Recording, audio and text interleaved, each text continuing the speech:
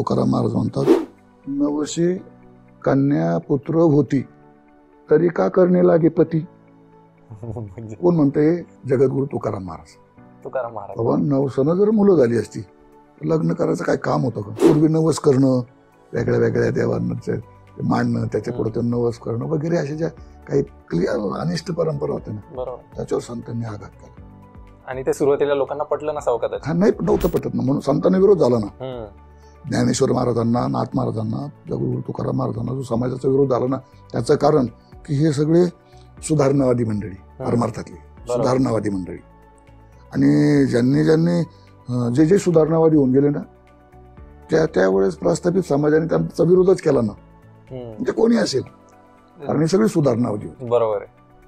आणि ह्या सुधारणा आताच्या पिढीपर्यंत पोहोचणं अत्यंत गरजेचं आहे. आणि ती गरज वारकरी संप्रदाय कीर्तनाच्या माध्यमातून पूर्ण करायचं करू शकतो. बरोबर.